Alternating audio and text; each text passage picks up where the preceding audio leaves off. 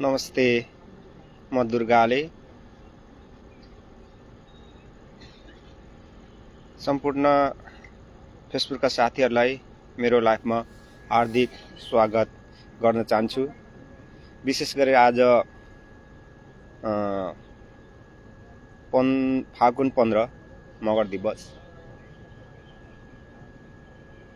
मगर दिवस अनि मगर जाति, मगर संस्कार संस्कृति र मगर जातिको बारेमा केही शब्दहरू राख्न चाहन्छु। त्यस्तो म यस सम्बन्धी विज्ञ त होइन, एउटा मगरको छोरो, मगर जातिको एउटा नाताले मैले मेरो आँखाले देखेका केही कुरीति, केही राम्रो पक्षहरू, केही नराम्रो पक्षहरूको बारेमा बोल्न जाँदैछु। यसमा केही गल्तीहरू होला, किन भन्दाखेरि म विज्ञ होइन, म अनभिज्ञ हो। त्यसले गर्दाखेरि बोल्दै जाँदा केही साथीहरूलाई पढ्नलाई त्यस्तो नराम्रो केही पर्ला, त्यसमा मलाई माफ दिनुहुनेछ भन्ने मैले आशा राखेको छु।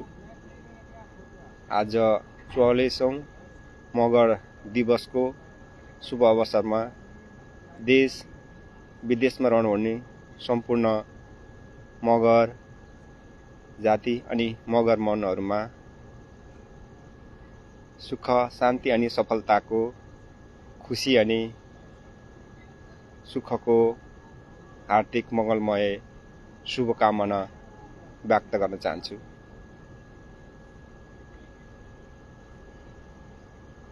मगरमा आफ्नो भाषा, संस्कृति, संस्कार अनि आफ्नो जातिलाई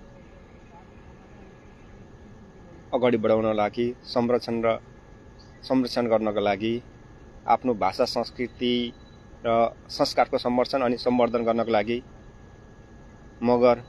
मगरमा हातमा हात, काँधमा काँध, पाइलामा पाइला मिलाउँदै अघि बढौँ भन्ने म हार्दिक अनुरोध गर्न चाहन्छु।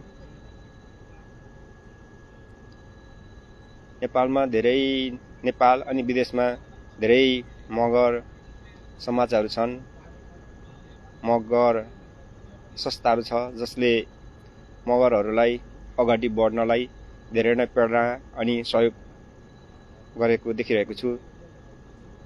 यस्तो देख्दा आफूलाई एक मगर हुनुमा गर्व महसुस गर्दछु।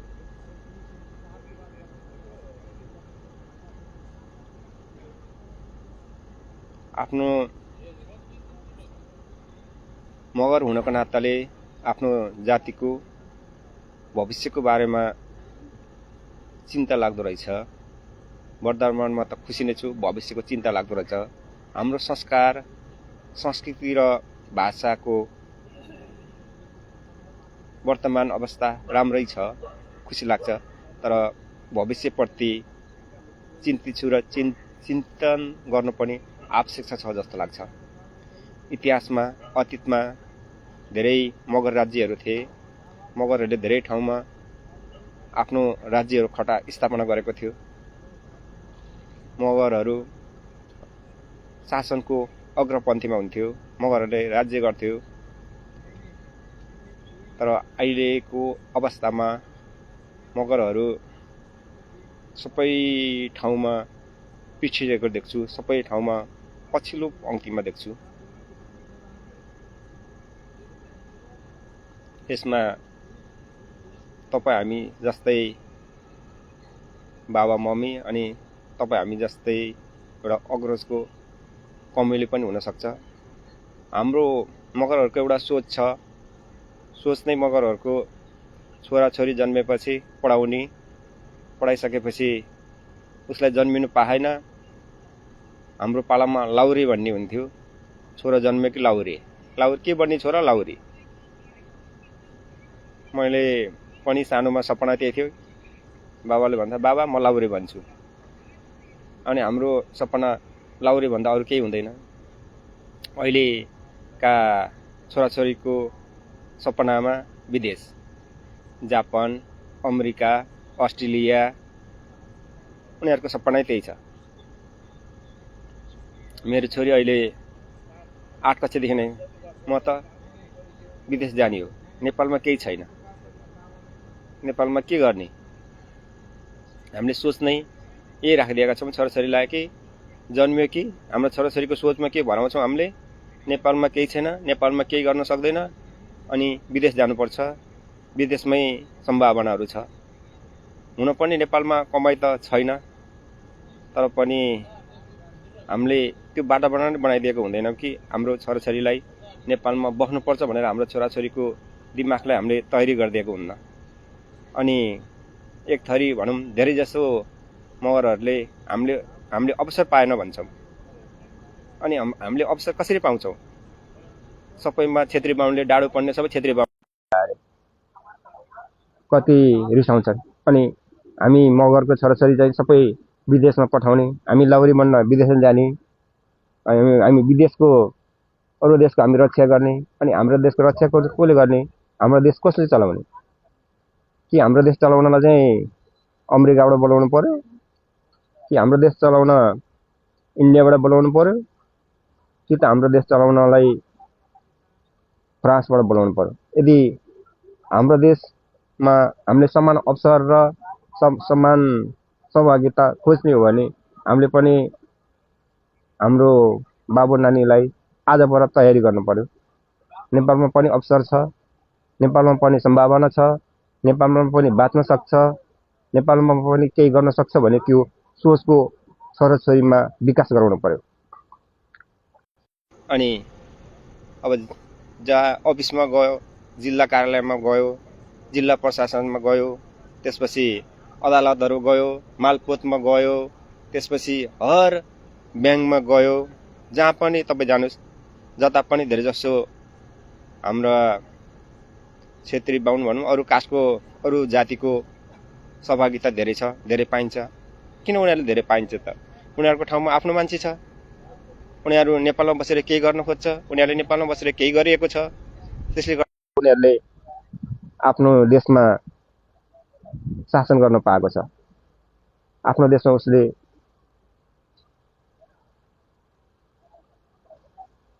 शासन गरेको छ। किन गरेको छ त? उसको बाबाआमाको, उसको हजुरबाबुको, उसको पुर्खाको उनीहरूको के छ कि नेपालमै के गर्नुपर्छ, नेपालमा पनि केही गर्न सकिन्छ भन्ने उनीहरूको के छ, सोच छ उनीहरूकोमा, दिमागमा उनीहरूको के भन्छ अर्थबुद्धि छोराछोरीलाई त्यो दिएको हुन्छ। सायद हामी यो मगर जातिको छोराछोरीले कहिले पनि म प्रधानमन्त्री बन्छु, म राष्ट्रपति बन्छु, म देशको सांसद बन्छु, म यो देश चलाउँछु भन्ने कहिले धेरै जसोले त्यो सपना बोकेको हुँदैन होला, बोकेको होला तर धेरै जसोले। त्यसैले गर्दाखेरि हामीहरू हर साइडमा के भएका छौँ, हामी पछि परेका छौँ।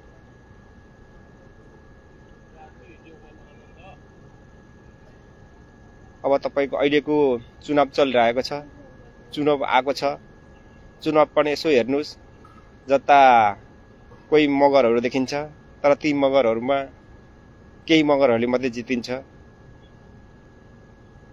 यसमा कसको कमजोरी छ? ती उठ्ने मगरहरूको कमजोरी कि भोट हाल्ने हामी मगरहरूको कमजोरी? त्यो मगरहरूलाई उठाए पनि कस्तो ठाउँमा उठाइदिन्छ कि जहाँ त्यो मगरहरूले कहिले पनि जुन पार्टीको त्यो ठाउँमा कमजोरी छ, त्यसले जित्दैन, त्यही ठाउँमा मगरहरूलाई उठाउँछ। यसमा गल्ती कसको?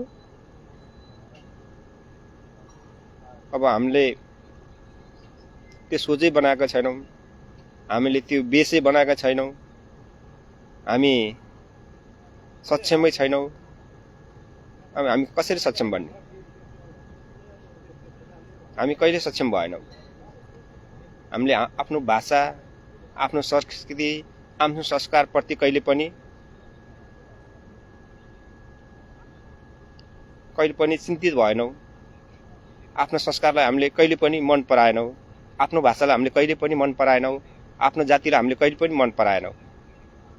त्यसले गर्दाखेरि हाम्रो संस्कार दिन प्रतिदिन हराउँदै गएको छ, हाम्रो संस्कृति दिन प्रतिदिन हराउँदै गएको छ, हाम्रो भाषा दिन प्रतिदिन हराउँदै गएको छ।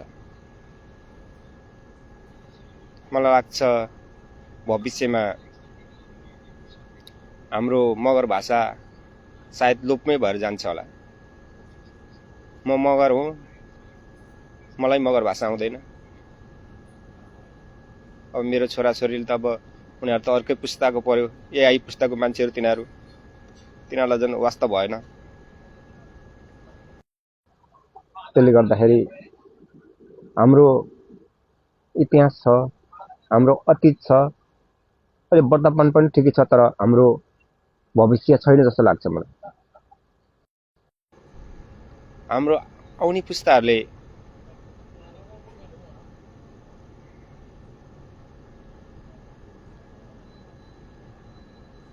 मगर भाषा, संस्कृति अनि संस्कारलाई एआई लगाएर खोज्नुपर्ने हुन्छ, तर त्यो एआईले पनि खोज्न सक्दैन जस्तो लाग्छ। त्यो बेलासम्म सबै कहाँबाट एआईबाटै हराइसकेको हुन्छ जस्तो लाग्छ मलाई। त्यसैले हामीले हाम्रो भाषा, हाम्रो संस्कृति, हाम्रो संस्कार अनि आफ्नो जातिलाई माया गर्न सिकौँ। अरूको भाषा, अरूको संस्कृति अनि अरूको जातिलाई सम्मान गर्न सिकौँ, आदर गर्न सिकौँ। हाम्रो नानी बाबुहरूलाई यही देशमा पनि केही सम्भावना छ, यही देशमा पनि केही गर्न सकिन्छ भन्ने सोचको विकास गरौँ।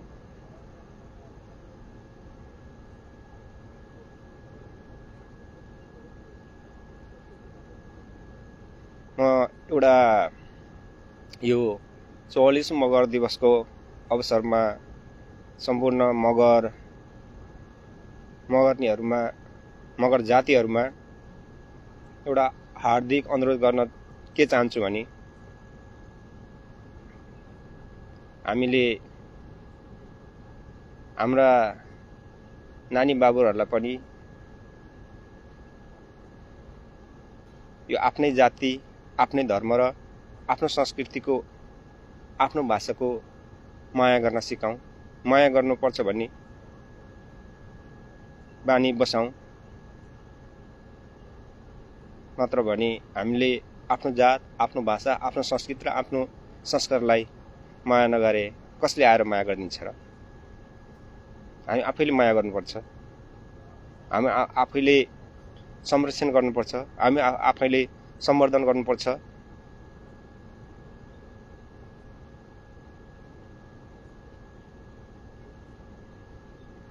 मगरले सुन्यो भने त सबैले अलि रिसाउलान्, नराम्रो मालान्, तर सत्य कुरा नराम्रो हुन्छ। र एउटा म मगर भएकोले मगरको बारेमा बोल्न म डराउँदिनँ। सत्य कुरा, मगरको छोरी बिहे गरौँ, मगरको छोरीले मगरको छोरासित बिहे गरौँ, जसले गर्दा एउटा कोही दुःख पाएको मगरको छोरी होस्, कोही एउटा सुख पाएको मगरको छोरा होस्, कोही एउटा दुःख पाएको मगरको छोरा होस्, कोही एउटा सुख पाएको मगरको छोरी होस्, जसले एक अर्कामा बिहा गर्नाले एक अर्काको जिन्दगी बन्न सक्छ। धनी र राम्रो अवस्था भएको मगर छोरीले गरिबको छोरासित बिहा गर्यो भने एउटा मगरको छोराको जिन्दगी बन्छ, एउटा जातिको उद्धार हुन्छ, एउटा भाषाको उद्धार हुन्छ, एउटा संस्कारको उद्धार हुन्छ, एउटा संस्कृतिको उद्धार हुन्छ। एउटा धनी मगरको छोराले एउटा गरिब दुखी मगरको छोरी बिहा गरिदियो भने एउटा त्यहाँ जातिको उद्धार हुन्छ, त्यहाँ भाषाको उद्धार हुन्छ, संस्कार अनि संस्कृतिको उद्धार हुन्छ। यसरी नै हाम्रो मगरको के हुन्छ, संरक्षण र सम्वर्धन हुन्छ। अनि म यो मगर 44 मगर दिवसको अवसरमा हाम्रा विशेष गरी दिदीबहिनीहरूलाई के आग्रह गर्न चाहन्छु भने, अनि बिहा गरेर अर्कै कास्टमा गएका छन् अनि नाम चाहिँ मगरकै, अनि त्यो नाम अरू जातलाई बिहा गरेर गइसकेपछि अनि त्यो बिचमा त आउँछ, थाहा छ मलाई। यतापट्टि के भन्छ, यतापट्टि लास्टमा पनि उसको घरको चाहिँ जातिको चाहिँ नम्बर नाम जात नलेख्ने रे, अनि हाम्रो मगरको चाहिँ जात लेख्ने रे। त्यो नगरिदिनु होला। तपाईँले मगर छोरालाई मन परेन, तपाईँले अरू जातिलाई मन पर्यो, अरूसित गयो त तपाईँले अरू जातिको नाम लेख्नुहोस्, मगरको नाम नलेख्नुहोस्। अब राजनीतिमा ठुलो ठुलो पदहरूमा पनि हुनुहुन्छ, उहाँहरू पनि देख्छु। म त पहिला सोच्थेँ मगरनी नै हुन् भनेर, तर पछि त थाहा पाएँ कोही ढाल, कोही सिमखडा, कोही सापकोटा, यस्ता यस्ता छन्। अनि तपाईँलाई किन लाज लाग्यो आफ्नो बिहा गरेर जाने अनि बुढा चाहिँ मनपर्ने, त्यो जात मनपर्ने, अनि लास्टमा चाहिँ अनि किन मगर लेख्नु पर्यो? मगर हटाउनुहोस्। अब तपाईँलाई लेख्न छ भने नि पहिला के लेख्नुहोस् भन्दाखेरि राणा छ भने राणा लेख्नुहोस्, तर यता पछिले के लेख्नु, ढाल लेख्नुहोस्। अनि यता सापकोटा छ भने पछि के थाहा लेख्नुहोस् अनि सापकोटा लेख्नुहोस्। अनि मगर मगर किन लेख्नुहुन्छ? एउटा यो नमुना मात्रै हो। एउटा अरू धेरै यस्ता छन्। म दिदी बहिनीहरूलाई, चेलीहरूलाई त्यही अनुरोध गर्न चाहन्छु कि हजुरले अब मगरलाई छोडेर अरू जातलाई गइसकेपछि अरू जातकै टाइटल लेख्नु होला, मगरको टाइटल नलेख्नु होला।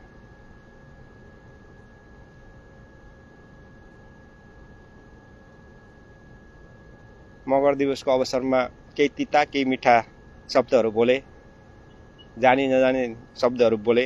यसमा धेरैलाई रिस पनि उठ्यो होला, कसैलाई झ्याउ पनि लाग्यो होला। यसमा गल्तीहरूमा म क्षमा माग्न चाहन्छु। यहाँ म त्यो के अरे बोलिरहेको गर्दाखेरि मैले धेरै दिदीबहिनीहरूले, दाजुभाइहरूले नमस्कार भन्नुभएको रहेछ, मैले नमस्कार फर्काएन, त्यसमा माफ दिनु होला। सबै मलाई फेसबुक लाइभमा हेरेर साथ दिनुहुने सम्पूर्ण दिदीबहिनी दाजुभाइमा हार्दिक नमस्कार गर्न चाहन्छु। सुप्रिया मगरले गुड इभिनिङ दाजु भन्नुभएको छ, गुड इभिनिङ बहिनी।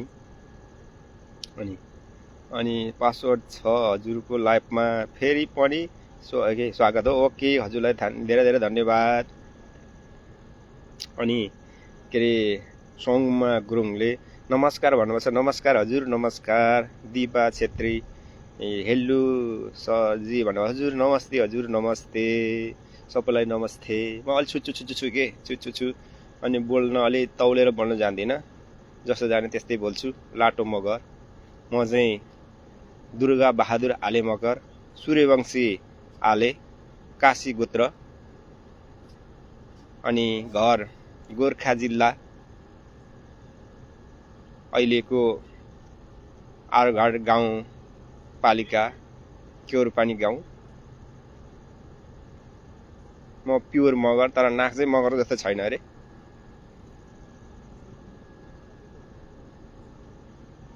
आज फागुन 15 मगर दिवस भएकाले मगरको जात, धर्म, संस्कृति र संस्कारको सेरोफेरोमा रहेर केही बातहरू बोल्ने, केही शब्दहरू, तिता मिठा शब्दहरू पस्किने कोसिस गरे। यसमा क्षमा गर्नु होला।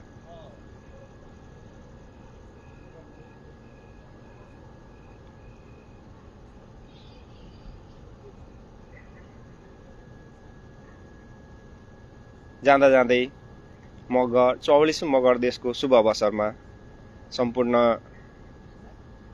देश विदेशमा रहनुहुने मगर अनि मगर मनहरूमा सुख, शान्ति, सफलता अनि हर्ष उल्लासको